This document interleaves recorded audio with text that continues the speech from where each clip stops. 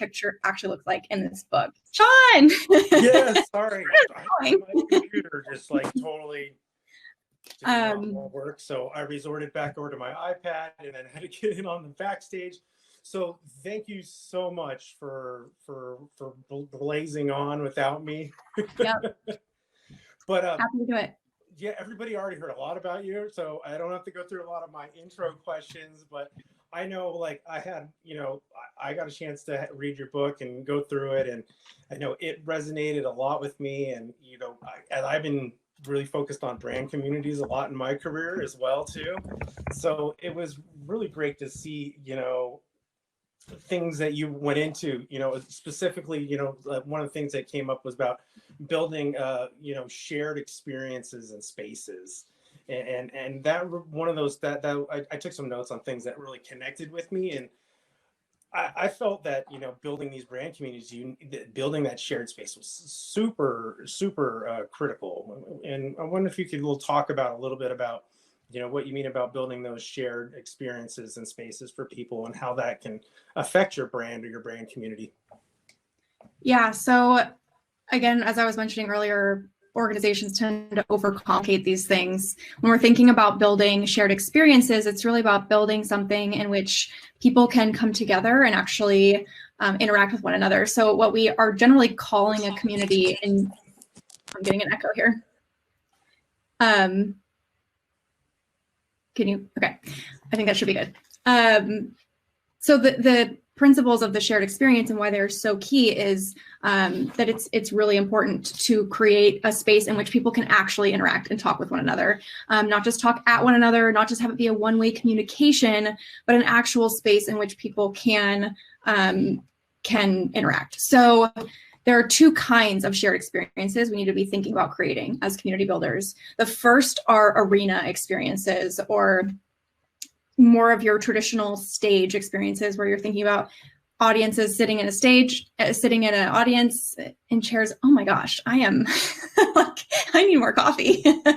And watching a speaker on stage, much like you are doing right now, or campfire experiences, which are groups in which generally less than 15 people, in which people can actually interact with one another. There's proximity, permission, and time for people to actually have conversations together. And so I know it can seem difficult to connect what we've been talking about today to this, because a lot of what we've talked about so far is about really, really large support communities and answering people's questions and doing that faster and more accurately and more efficiently.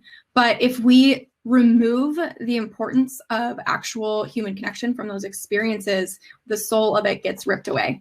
And so we do not want to create something that's just more efficient, just to be more efficient. We need to actually be creating spaces in which connection is possible. Oh, you're muted.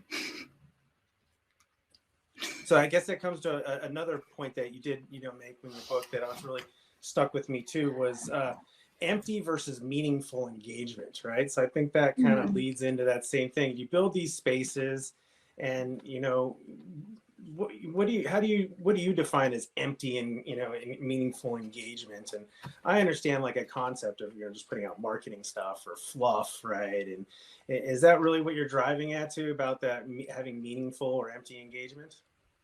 Yeah, so engagement generally means many, many things to many different people. So when I say engagement and engaging communities, that probably means something different when I'm saying it versus when someone is, working at Oracle and saying it. What engagement actually boils down to will be different, and it's situationally and contextually based. So meaningful engagement, well, let's step back. Empty engagement is just engagement for engagement's sake. And I think that's really what's been characterizing the sort of adolescence of online communities, which Marlene was talking about earlier, is that we have been driving at engagement for engagement's sake for over a decade. That's not the spirit with which the internet was formed. It was more about knowledge sharing and connecting and collaboration. But over the last 10 years, social media has picked up. We've focused as organizations more on vanity metrics, growing the community for the sake of growing it, just getting people to like things. And what we see is that people are not actually sharing their real selves on the internet. They are doing things for attention generally. And we live in a culture in which being seen, being noticed is rewarded. And so it's just this self-propelling cycle.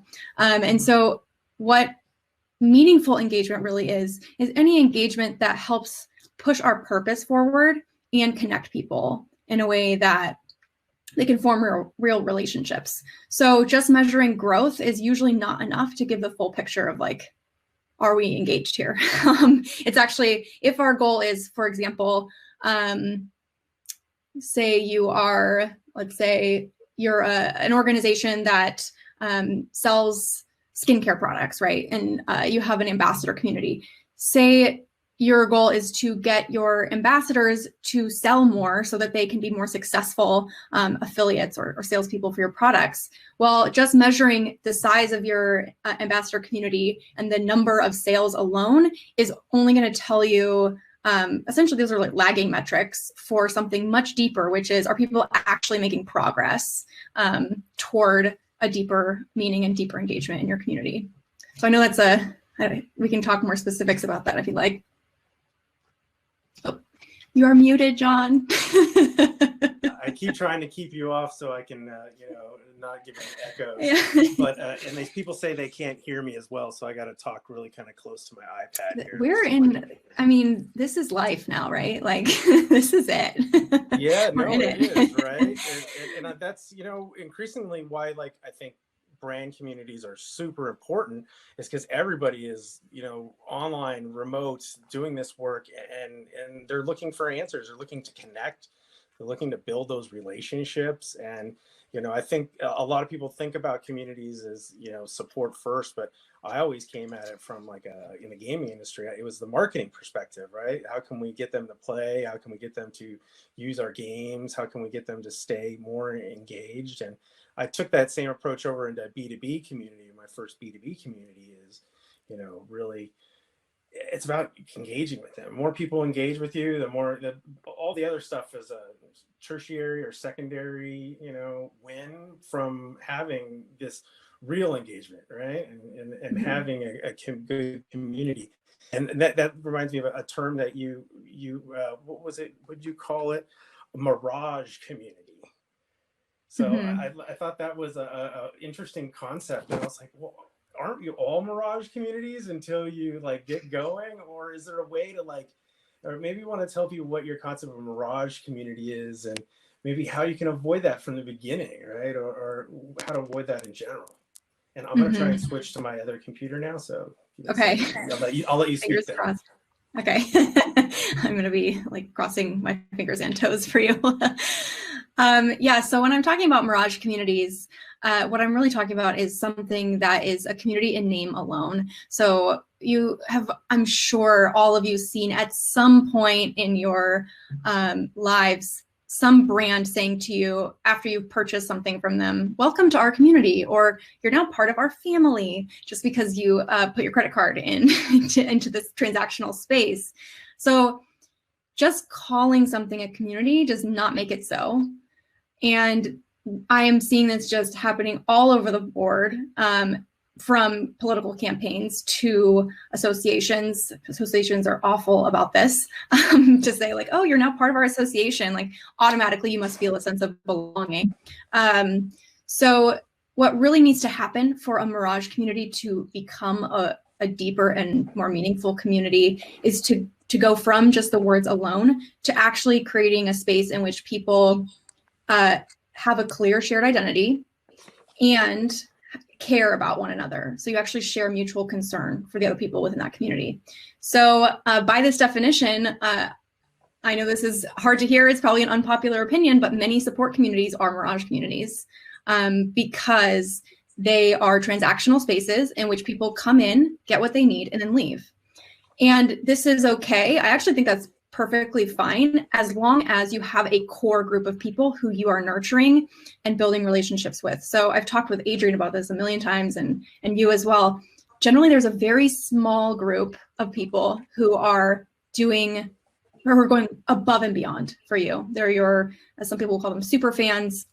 I don't generally like to use the fan terminology because it's sort of like a one-directional relationship. But they're your people who really deeply care about your company's purpose, making progress alongside your organization. And that group of people you can build a true community with.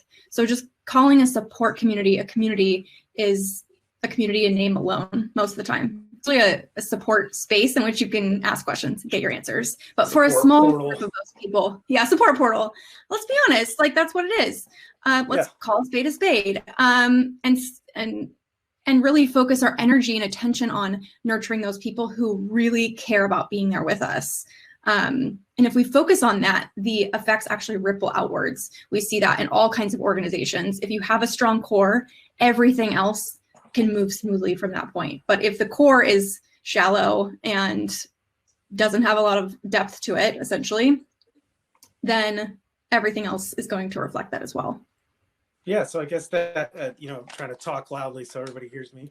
So, leading into there is like, what I call it? Participation conditions, right? So that was like another point you brought up that I think drives to the same point. So now you have that. So really, how do you set up your these conditions that really allow for people to feel like they want to engage with your brand? Because that's the other side of things, right? Is if you have all these other things, now you need to set the stage or really enable them to engage with you, right? Yeah, so the conditions are choice, connection, and progress. If any one of those conditions is missing from your community, you will see rapid churn and really high, really low conversion in your community and low retention. So what that means essentially is, one is choice. So again, going back to that mirage community concept, people have to consent to being in your community. If they're being forced to be there just because they needed to create a login, because they needed to answer a question, they might be a user of your service, but they're not a member of your community until they have consented to being so. And then second, we have connection. So there actually has to be some component of people feeling they can connect with other people, other information, with the support that they need. It can be both functional as well as social connection. And then finally, we have progress. And this is, I think, the most important piece. And I see it missing all the time because we get lost in just our own stuff as leaders. We think, okay, well, we need to always be thinking about how are we moving the organization forward, but we actually need to always be thinking about how will our community members make meaningful progress in their lives and progress toward who they would like to be seen and known as. If people stop making that progress, they will not continue to engage with you, period. So yeah, I couldn't agree more. So now that I guess for my lab, we have a few minutes left though, but the topic. So now we got some audience. We're not a fake community, right? We're setting up the optimal situation for people to want to engage for us.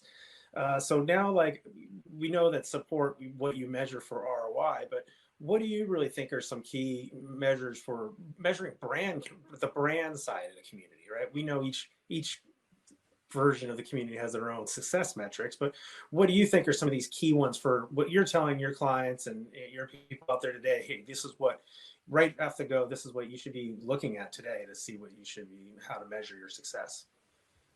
Yeah, so there is no one size fits all for this, but there are conditions which I can explain, and hopefully that makes things simpler for anyone listening to this. First, you do have to start measuring just the basics. So is your community growing? What is the conversion rate from people, from invitation to actually joining your community? Things like that. Those basic activity metrics are important in the beginning. They're pretty much all you have to look at to make sure that you're successful. So start there. But then you need to also be looking at, I am always advocating for my clients to input a sense of virtual community or a sense of community measure into their annual measurements that they're looking at. And generally, you could do this in a tiered approach. So every quarter, you could roll it out to a different group of people. But something to help you look at, do people feel like they are developing a sense of belonging within this community? because if they are, they will continue to stay engaged naturally. If they're not, they will not. So these are more of your health metrics. And when I say sense of community and sense of virtual community, there's research from Anita Blanchard at the University of North Carolina, Chapel Hill, and David Chase, and other researchers in social psychology who've actually boiled down what are the essential questions to be asking to assess whether people feel a sense of community.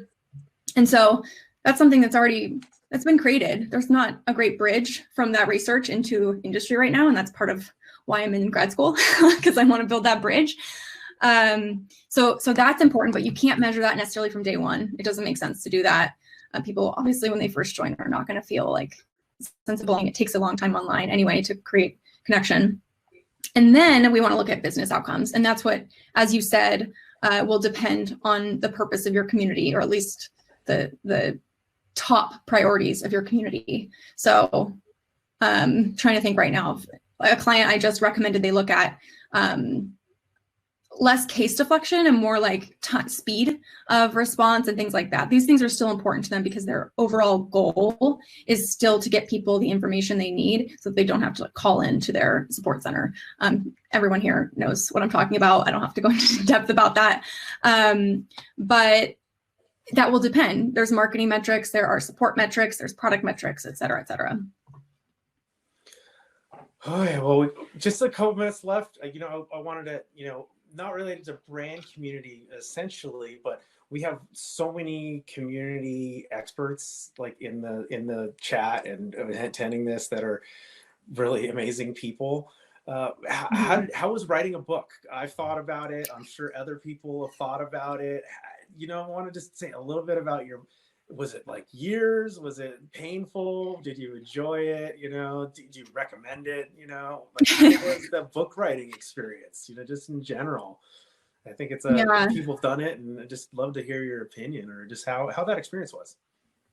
Yeah, so it took over 2 years to write this book. So it's not like, COVID happened and Charles and I were like, let's throw together a bunch of blog posts that we've written in book form.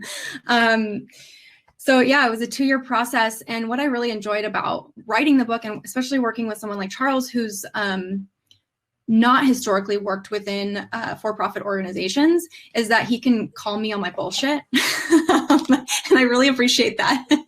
He's like, no one knows what you're saying. Like, you can't say that. Like you're talking business jargon and no one knows what you're saying. And I think that's a problem many of us face in explaining not only to our bosses and other people we work with what we do, but our family members as well. Yeah. And so it was extremely valuable to spend those 2 years really in deep thought and wrestling with how do I describe what this work is to someone who has the power to invest in it, but still just doesn't believe me that it's valuable. And so I think that is essentially the reader that we aimed at when we wrote this book, was how do we write something for someone who has heard the word community, maybe they have community managers within their organization, but they just don't know where to start. And they also are just not sure if they really know what it means in context. So it's written for organizational leaders like that. So how's the edit? Everybody's saying editing is the killer. It's awful.